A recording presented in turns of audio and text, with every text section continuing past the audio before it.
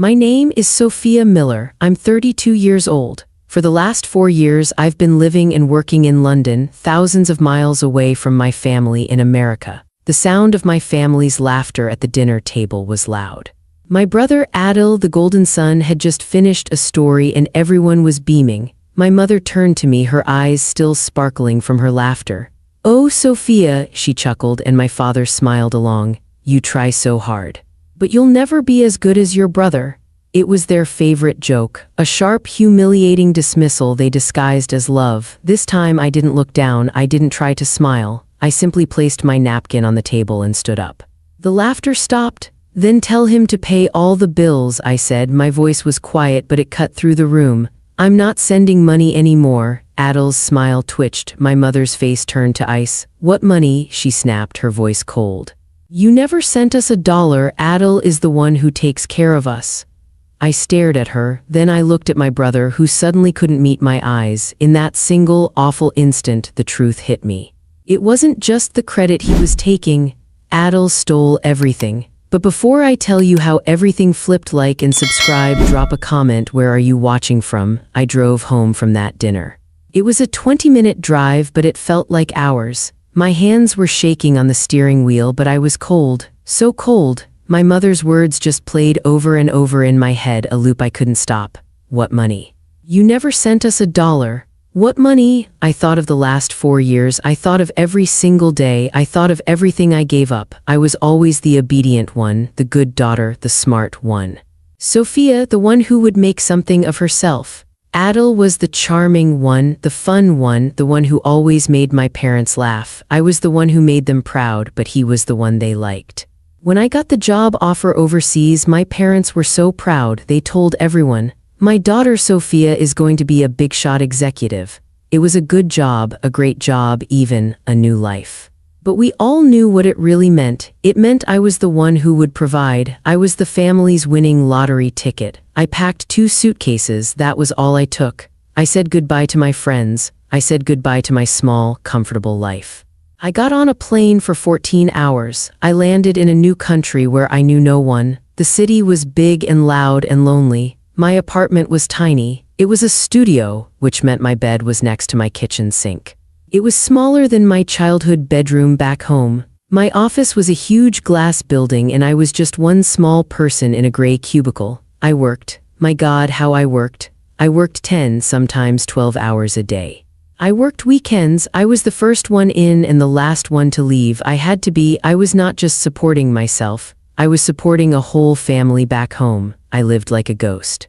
I ate instant noodles for dinner so I could save money. I bought my clothes from second-hand shops. My winter coat was 3 years old and the lining was ripped. I told myself it didn't matter. I told myself I was making a sacrifice. I was a good daughter. Every month on the first of the month I did 2 things. I paid my rent for my tiny, sad apartment, and then I sent money home. It started small. Just a little to help. "Sophia," my mother would call. Her voice was always worried. "The pharmacy is so expensive." "How much, Mom?" "Just $300, but I don't know where to get it." "It's okay, Mom, I'll send it." "Don't worry," and I did. Then a few months later, "Sophia," my dad said. His voice was low and ashamed. "The bank is making threats about the house." My blood went cold. What threats?" "The mortgage, we're behind. They want $1,200. $1,200, that was almost my entire food budget for 2 months. Okay, Dad, I'll handle it, I'll send it, don't worry," and I did. I didn't eat out for 3 months, I didn't even buy a coffee. It went on like this. The calls got more frequent. The emergencies got bigger. The car broke down, the roof was leaking, my father's medicine got more expensive. I was sending more and more. I was a walking, breathing ATM. I was so tired. I was exhausted down to my bones. Then my brother Adil called me one night. He never called me. "Sophia, sis," he said. His voice was so warm, so full of charm. "I was just talking to Mom. You sound tired." I was in my cubicle. It was 9 p.m. I was crying. "I am tired, Adil," I whispered. "You're working too hard, sis. You're trying to do everything. You're all alone over there." He was the first person who seemed to see me. "You shouldn't have to worry about all these little bills," he said. "Mom and Dad, they get confused. They call you for everything." "They worry you?" It's a lot to manage, I admitted. Exactly, so let me handle it, he said. His voice was so smooth, so helpful, so responsible. Just send one payment to me, I'll set up a special account just for them. I'll pay the mortgage, I'll pay the medicine, I'll handle the groceries, I'll manage their finances, I'll be the man on the ground here, he laughed. You just focus on your work, sis, you're the one earning the money, you're the superstar. Let me be the manager, you just focus on your work and I'll make sure they have everything they need. It felt like a weight was lifted off my chest. I almost cried with relief. Thank you, Adel, thank you so much. You don't know what this means. What's family for? He laughed. So that's what we did for 4 years. Every single month I sent the money, $1,500, sometimes more. When the car broke, I sent $2,000. When the roof leaked, I sent $3,000. When Dad needed a new procedure, I sent $5,000. I sent it all to Adel. I trusted him. He was my brother. He was family, and in all that time, my parents never said thank you. Not once. I thought it was just them. They were old-fashioned. They just expected it. I was the daughter. It was my duty. When I called, they were always busy. Oh, hi, Sophia. Hold on. Adel is here. I would wait, listening to them laugh in the background. When I sent gifts, they would say, oh, that's nice. Adel just bought us a new television. Everything was Adel. Adel is so good to us. Adel takes such good care of us. He's the best son.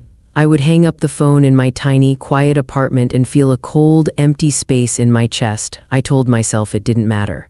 It didn't matter if they thanked me. It only mattered that they were safe, that they were taken care of. I was the obedient, overseas daughter. I was the provider, the invisible one, and he was the golden son, the one who was managing it all. I just never knew what managing really meant. I never knew that while I was eating noodles, my brother was eating steak. I never knew that every dollar I saved, every treat I skipped, every lonely night I worked, it wasn't for my parents. It was all for him. I sat in my parked car in the dark and I finally understood. What money? You never sent us $1. My mother wasn't lying. That was the most horrible part. She genuinely didn't know. He hadn't just stolen my money, he had stolen my sacrifice. He had stolen my one role in the family. He made them think I had abandoned them. He made them think I was a stranger. I wasn't just the provider, I was the fool.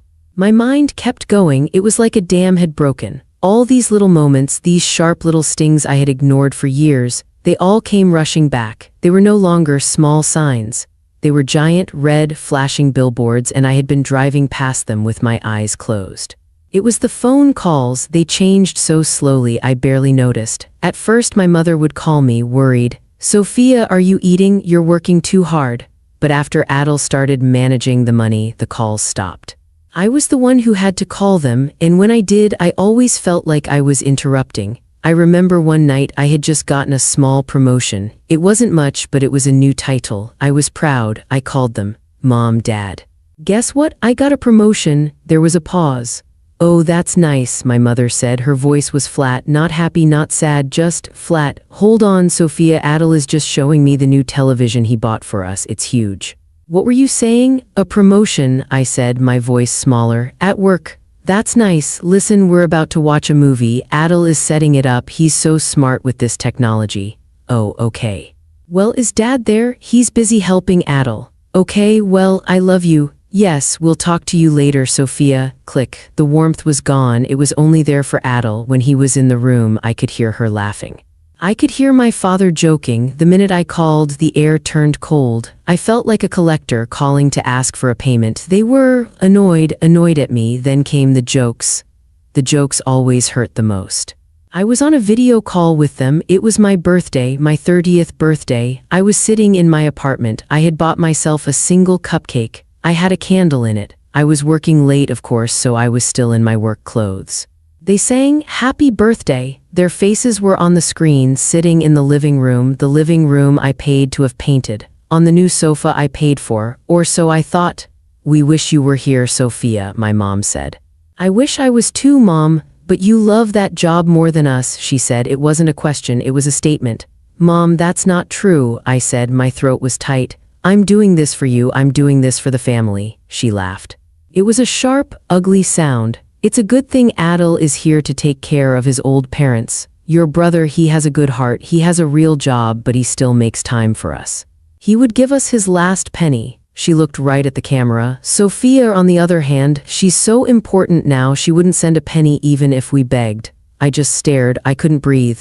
Mom, what are you talking about? I send, Adel, it's a joke, Sophia. Adel's voice boomed from off-screen. He walked into the frame, grinning, and put his arm around Mom. He looked right at me. You're always so serious, she's just teasing you.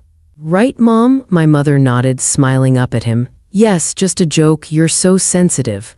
But it didn't feel like a joke, it felt like a knife. Why would she say that? Why would that even be a thought in her head?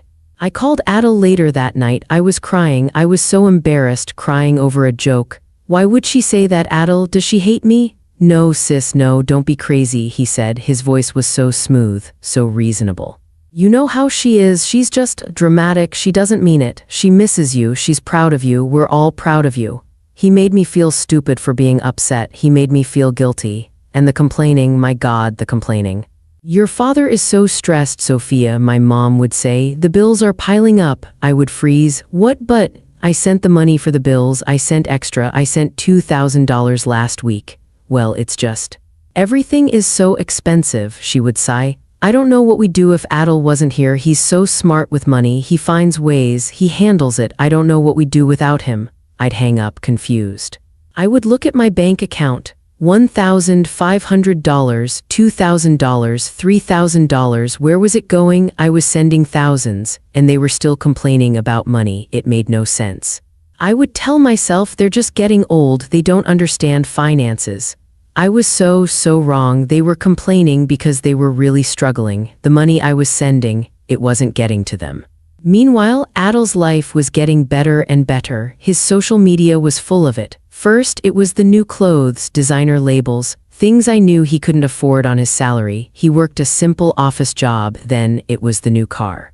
A black, shiny BMW. The caption read, "Hard work pays off. Number blessed." I messaged him. "Wow, Adel, new car, business must be good." He replied, "Just grinding, sis, you know how it is." Number hustle. I felt a small, ugly twist of jealousy. I was grinding too, but I was driving a 10-year-old car and eating instant soup. But then I felt guilty. He deserves it, I told myself. He's helping so much with Mom and Dad. Then, the vacations. He took my parents to the beach, treating Mom and Dad to a weekend they deserve, he wrote. My mother, who always told me she was too busy to talk, was smiling in a photo, holding a drink with an umbrella in it. They looked so happy. I felt a surge of something. I was paying for that, I was sure of it, but he was the one getting the credit. I told myself it was fine. He's the one there, he should get the credit. I'm the one who's far away. I lived with this sick feeling for months. Something was wrong. I knew something was wrong. I would lie awake at 3 a.m. staring at the ceiling of my dark apartment. It just didn't add up. His new car, their new sofa, their money problems, my mother's coldness, my father's silence. And Adel always in the middle, always smiling, always the hero. I trusted him. He was my brother, but I was so stupid. Love had turned sour. The small signs were not small at all. They were huge, red, flashing light warnings, and I had ignored every single one until tonight. What money? You never sent us $1. The joke wasn't a joke, it was the truth. It was the lie he had been feeding them for 4 years, and they believed him. I got home from that dinner. It was 11 p.m. I didn't take off my coat. I walked straight to my desk and turned on my computer. The glow of the screen lit up my dark apartment. My mother's voice was a recording in my head. What money? Adel's fake, panicked smile was burned into my memory. I was done. I was done trusting emotions. I was done trusting jokes. I was done trusting family. I trusted numbers. Numbers don't lie. My bank's website loaded. Log in, I typed. My fingers were cold. They were stiff. I opened my bank statements. I didn't just look at the last month. I went back, all the way back, 4 years to the month I moved. I opened a new spreadsheet. I made 4 columns: date, amount, purpose, account number. I started my first transfer.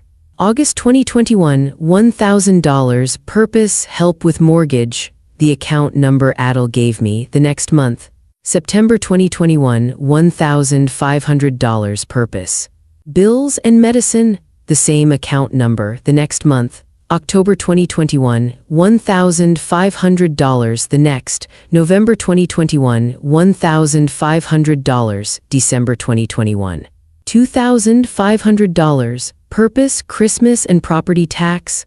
On and on it went, for 1 hour, 2 hours, it was 2 a.m., my eyes were burning, the spreadsheet was full, it was a long, long list, a history of my sacrifice.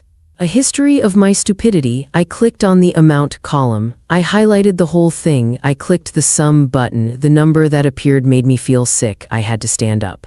I went to the kitchen and drank a glass of water, but my mouth was still dry. I felt dizzy. I went back to the chair. I looked at the number again, $72,000. In 4 years I had sent $72,000.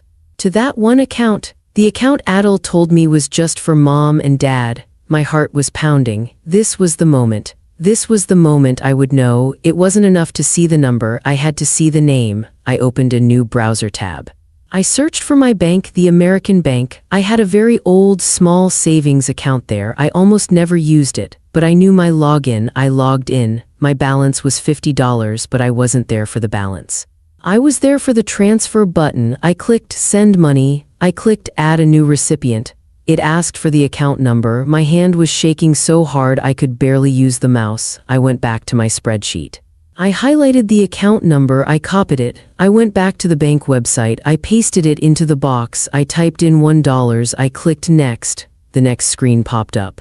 Please confirm you are sending $1 to. The name on the account was not my mother's, it was not my father's. The name was Adel Miller. I stared at the name. Adel Miller, Adel Miller, Adel Miller. My breath just stopped. He didn't even hide it, he didn't even use a fake account, he didn't set up a family trust. He used his own name. He was that arrogant. He was that sure I would never check. He was that sure I was a fool, and I was. For 4 years, I was the biggest fool in the world. He stole every cent, every single cent. The mortgage payments, my dad's medicine, the grocery money, all of it went straight into his pocket. My parents' complaints about money were real. They were really struggling. My mother's joke about me not sending a penny, she believed it. Because to them, I hadn't. I was the daughter who moved away, got rich, and forgot about them. While Adel, their golden son, was right there, managing and helping them. He was probably giving them small scraps of my money, $100 here and there. Here, Mom, go get your hair done. Here, Dad, here's some gas money, and telling them it was from his own pocket. He wasn't just stealing from me, he was stealing from them. He was letting them suffer. He was letting them think their only daughter was cold and heartless. He was feeding on my sacrifice. He was feeding on their love. He was a parasite. I didn't cry. I didn't scream. I closed the spreadsheet. I logged out of the bank. I went to the bathroom and I was sick. I threw up the one glass of water I drank. After I washed my face with cold water, I looked at myself in the mirror. My eyes were red, but they were clear. I felt a cold, hard, clean feeling. It was a feeling I had not felt in 4 years. It was clarity. I knew exactly what he was. And I knew exactly what I had to do. My brother had built his entire life, his entire image as the golden son, on a foundation of my money and my silence. And I was about to pull it all down. I did not sleep. At 6 a.m. I took a shower, I got dressed. I was not an emotional victim anymore. I was a prosecutor and I was building an ironclad case. I didn't confront him, that was the old Sophia. The old Sophia would have called him, crying, "How could you, Adel, how could you?" He would have laughed, he would have lied. "It's a mix-up, sis, you're crazy, you're emotional." He would have gaslit me just like he always did. He would have called Mom and Dad first, he would have twisted the story, he would have made me the villain. Sophia is accusing me of stealing after all I've done for this family, she's jealous of me, and they would have believed him. The new Sophia, the one born at 2 a.m. in front of a spreadsheet, was quiet, she was cold, and she was methodical. At 9 a.m. I was at my bank. I sat down with a bank manager, a woman with kind eyes. "How can I help you, Miss Miller?" "I need a complete printed record of every transfer from my account to this account number," I said.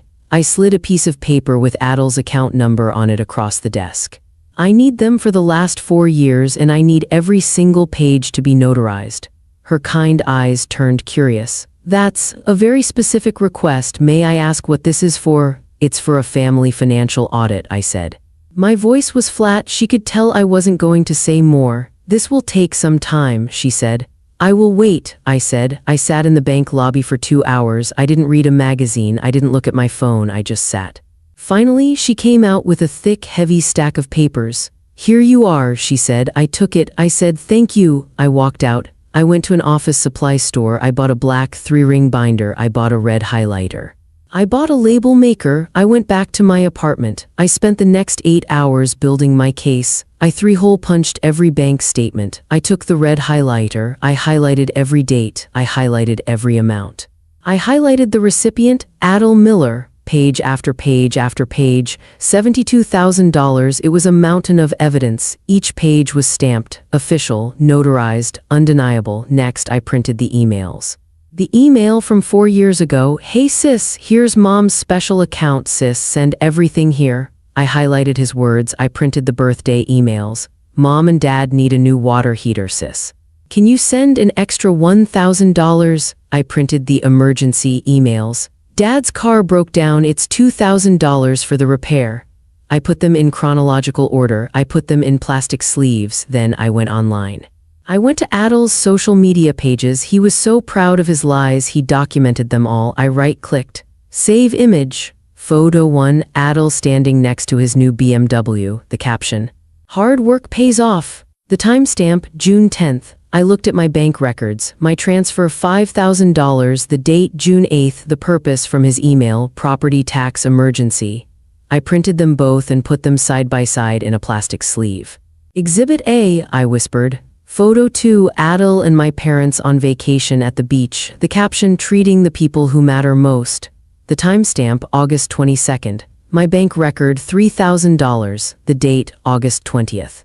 The purpose, from his email, leaky roof, side by side. Exhibit B, Photo 3, Adel at a fancy restaurant wearing a new, expensive watch. The caption, "Just a small treat, number hustle." The timestamp, December 1st. My bank record, $1,500. The date, November 30th. The purpose, from his email, "Dad's new medicine," side by side. Exhibit C, I did this for hours. His entire life of lies paid for by my life of sacrifice.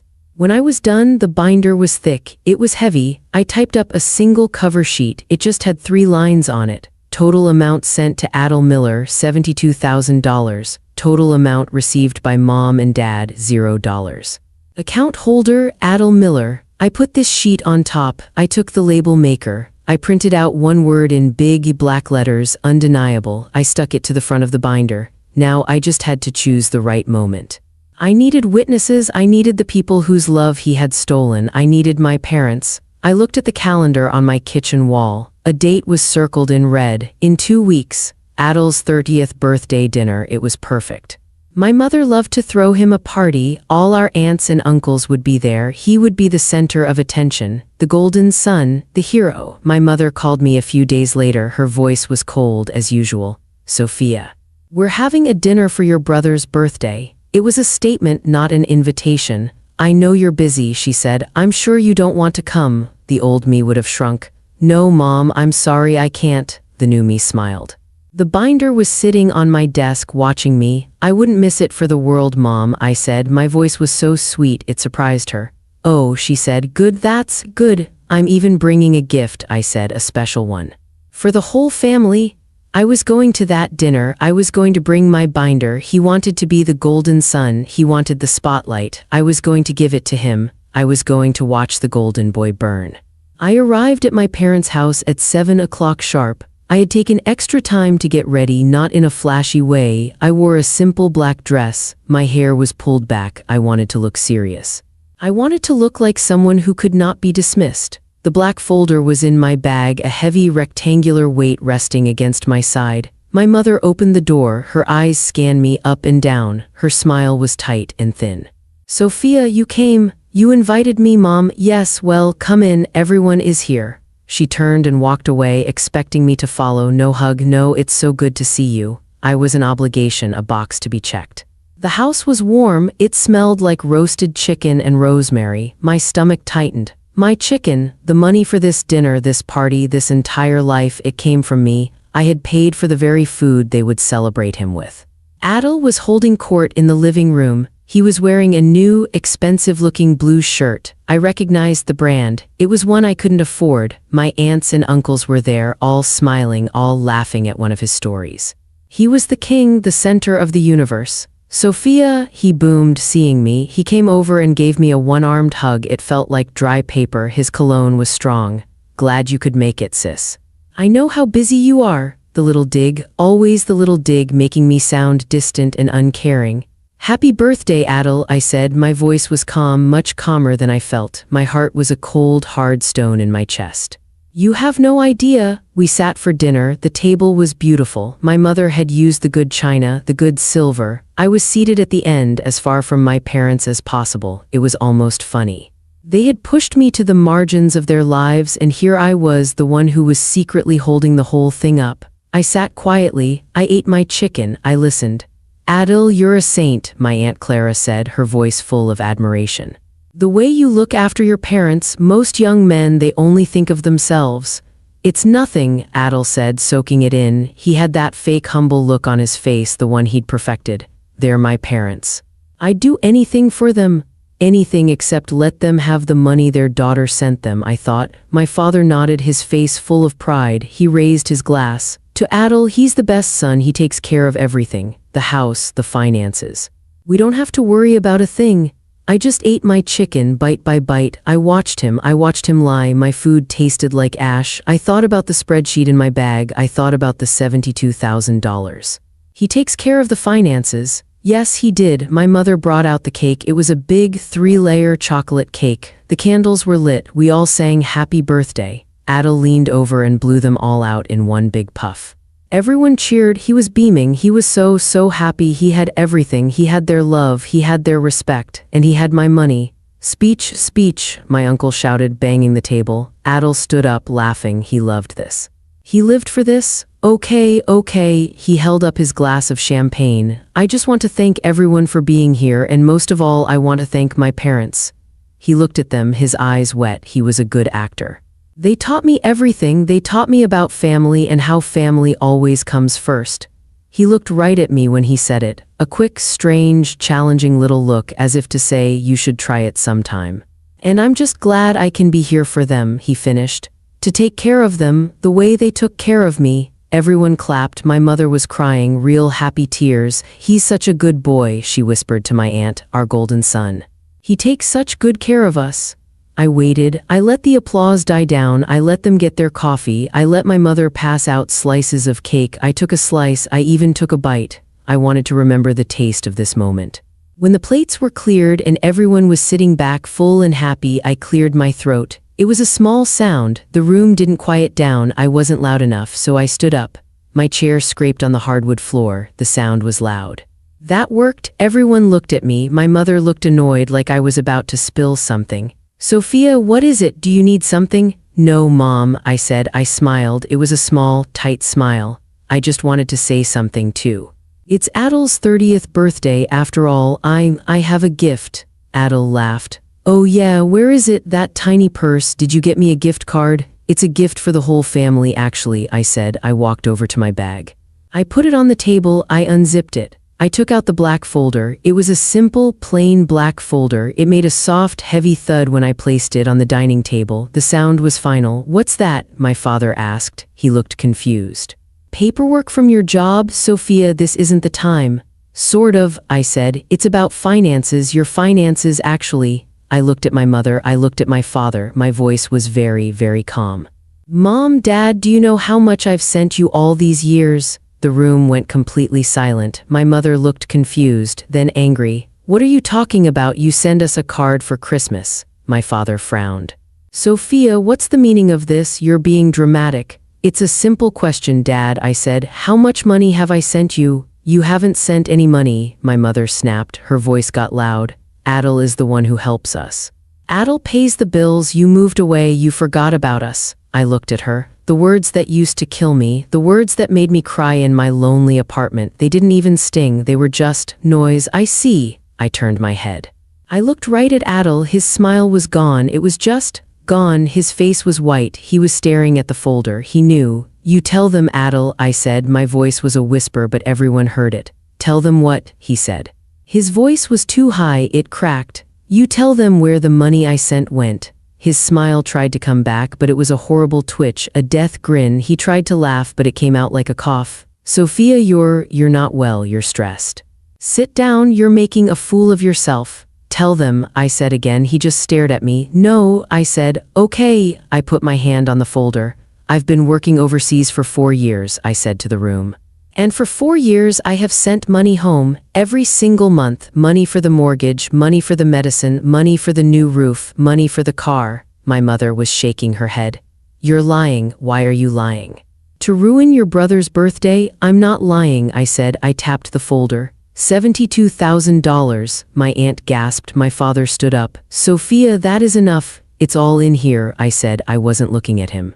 I was looking at Adel, every bank transfer, every date, every dollar. I opened the folder. I turned it around so they could all see. $72,000 stolen. I flipped the page. Notarized bank statements? I flipped the page. Emails from Adel telling me which emergency to send money for. I flipped the page. And the account number it all went to. I pointed to the name on the statement. It's not Mom's account. It's not Dad's account. I looked right into my brother's eyes. It's yours. It's all in your name. I closed the folder. Documented, notarized, undeniable. The golden sun didn't move. He just stared. He wasn't golden anymore. He was just a man in a trap. The silence in the room was heavy. It was a thick, suffocating blanket. No one moved. No one breathed. My aunts and uncles were frozen, their faces stuck in masks of confusion and shock. Aunt Clara, who had called him a saint, now looked like she had swallowed something sour. My mother stared at the folder. I don't understand. What is this, Adel? A mix-up? My father's face was red. Sophia, this is a family matter.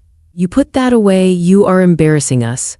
I'm embarrassing us? I asked. My voice was still quiet, but it was sharp now. Or am I embarrassing him? He's the one who stole $72,000. He's the one who lied to you for 4 years. Adel suddenly burst out laughing. It was a terrible sound. It was high-pitched and full of air. It was the sound of a balloon popping. Oh my God, he gasped, wiping a fake tear from his eye. Wow, Sophia, wow, this is really something. He stood up, shaking his head. He was trying to be the old, confident Adel. He was trying to regain control. You're actually insane, he said to me. You're jealous. You've always been jealous of me ever since we were kids. You can't stand that I'm the one who's here, taking care of them. You can't stand that they love me more. He reached for the folder. Give me that. Let me see this evidence you documented. I put my hand flat on the folder. No, he tried to grab it, but I didn't move my hand. We stared at each other. His eyes were wide and panicked. Mine were cold. Don't touch it, I said.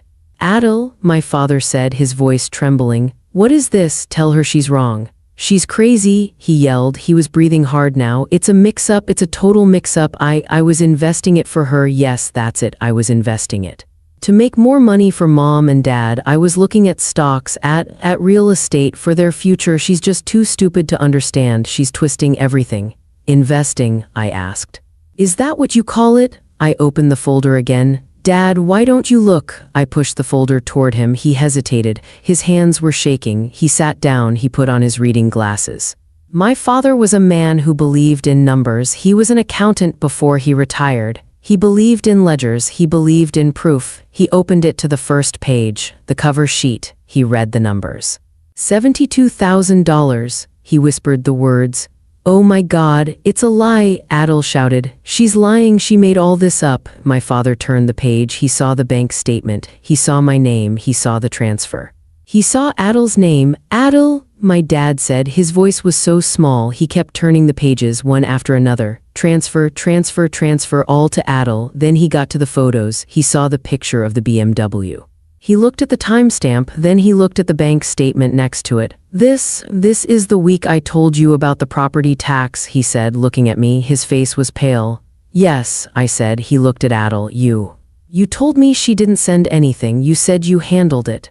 I did handle it. Adel was sweating. His new blue shirt was sticking to his back. I used the money I was saving for the car. I was going to pay myself back. It was a loan. My father turned the page. The beach vacation. My mother smiling with a drink in her hand. Next to it, the bank transfer for $3,000. The email printout, Mom and Dad really need a break, sis. But the roof is leaking. It's bad. The leaky roof, my mother whispered. She picked up the photo. This was the weekend of the leaky roof. She looked at Adel. Her face was white. Adel, you told me. You said you got a bonus. It was a bonus, he screamed. It was, you're ganging up on me, all of you, after everything I do. I live here, I help you, I'm here every day. She's in another country, she doesn't care. She just wants to destroy us." He was crying now, big, fat, angry tears. It was a good performance. It would have worked on the old me, it would have worked on my parents. But the papers didn't lie. My father looked at me, his face was gray. "Is it all true?" "Yes," I said, "every dollar." Adel grabbed the folder and threw it. The papers scattered all over the floor, the notarized statements, the photos, the lies, all over the dining room. "I'm not going to sit here and be attacked." He was looking at our parents, pleading, "Mom, Dad, you believe me, right? I'm your son, I'm the one who's here." My mother was staring at the floor, at the picture of her on the beach. My father was staring at the wall, my Uncle Mark was looking at his shoes, Aunt Clara was whispering to her husband, "Did you hear that? $72,000. They were all pulling away from him. The hero worship was gone, replaced by a cold, quiet judgment. The silence was his answer. He looked around the room, my aunts, my uncles, they were all staring at him, not with love, not with pride, with disgust. His confidence didn't just crack, it collapsed, it shattered. The golden sun was gone, all that was left was a 30-year-old thief crying in his parents' dining room. I waited until the room was completely silent again. "Adel," I said. He looked at me, his eyes full of hate. "You're right about one thing, it's not a mix-up and it's not an investment." I paused. "It's tax fraud." That's when he stopped crying. $72,000, I said, is a lot of undeclared income. You've been receiving it for 4 years. I picked up my bag. "I've already contacted the tax office. I sent them a copy of this." I motioned to the papers on the floor. "Your account, it's been flagged." His whole body went rigid, the blood drained from his face. He wasn't a king, he wasn't a golden son. He was just a small, trapped animal, and he knew it. The room was a tomb. The only sound was the ticking of the grandfather clock in the hallway. Adel was pale, he was shaking. He looked at me, his mouth open, but no sound came out. He was terrified. My aunts and uncles started to look at the floor. They looked at their phones. They were uncomfortable. The party was over. Then my mother started to cry. It wasn't a small cry. It was a horrible, low, wailing sound. But she wasn't looking at me. She wasn't crying for me. She wasn't crying because I had been betrayed for 4 years. She was looking at Adel. She was crying for him. "My baby," she whispered, her hand reaching across the table for him. "My boy, how could this? How?" She turned her head and she glared at me. "How could you do this?" she hissed. "You did this, this is your fault, you've ruined him, you've ruined us." That was it, that was the final cut. I had just exposed a theft. I had just shown her how her son had let her and Dad struggle while he stole my money, and her first instinct, her only instinct, was to protect him and blame me. She wasn't crying for the lie. She was crying because the lie was exposed. She was crying for the golden sun. She was crying because the image was shattered. My father was different. He didn't move. He just sat at the table staring at his hands. He looked old. He looked broken. He slowly, very slowly lifted his head, and he looked at me. It was the first time in my life I felt like he was really seeing me. He wasn't seeing the disappointment. He wasn't seeing the disobedient daughter. He was seeing me. The one who worked, the one who sacrificed, the one he had dismissed. His eyes were full of a deep, terrible shame. "Sophia," he whispered. He looked down, unable to hold my gaze. That was all I needed. I stood up. I walked to the front closet and I grabbed my coat. My uncle cleared his throat. "Well, Helen, it's late. We should be going." My Aunt Clara was already pushing her chair back, not making eye contact with anyone. "Yes, yes. Thank you for the dinner." One by one, they all started to leave. They filed out, a quiet, awkward parade of shame. They didn't pat Adel on the back, they didn't hug my mother, they didn't even look at me, they just wanted to escape. The smell of theft and family breakdown was in the air and they wanted no part of it. Soon, it was just the 4 of us. Me by the door zipping up my coat, my mother sobbing over the table holding Adel's hand. My father frozen in his shame staring at the scattered papers on the floor. And Adel, pale and shaking, staring into the middle of the room. "I'm changing my bank information," I said. My voice was loud in the quiet room. "From now on," I said, "I will not be sending money to Adel." My mother's sobbing hitched. "You will receive money directly. I will set up an automatic payment to your account. It will cover the mortgage and your medicines, nothing else."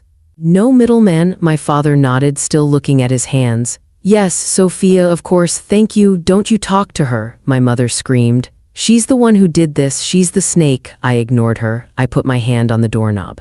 I stopped, I looked back. Adil was still in his chair. He looked small. He was just a boy who had been caught. He was nothing. All the fear I had of him, all the respect, it was gone. He was just a weak, greedy man. I turned.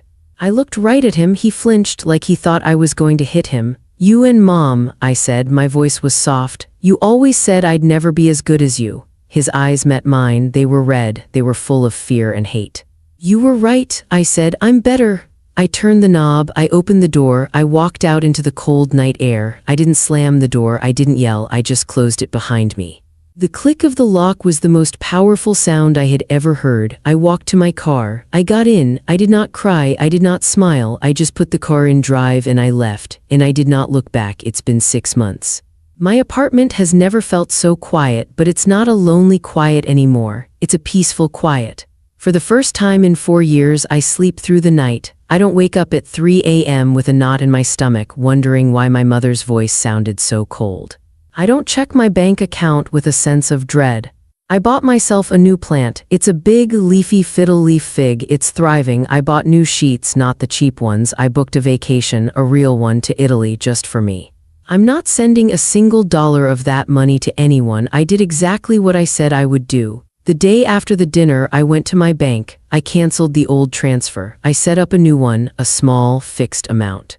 It goes directly to my father's bank account on the 1st of every month. It covers the mortgage. It covers their medical bills. It does not cover new cars. It does not cover beach vacations. It does not cover a golden son's lifestyle.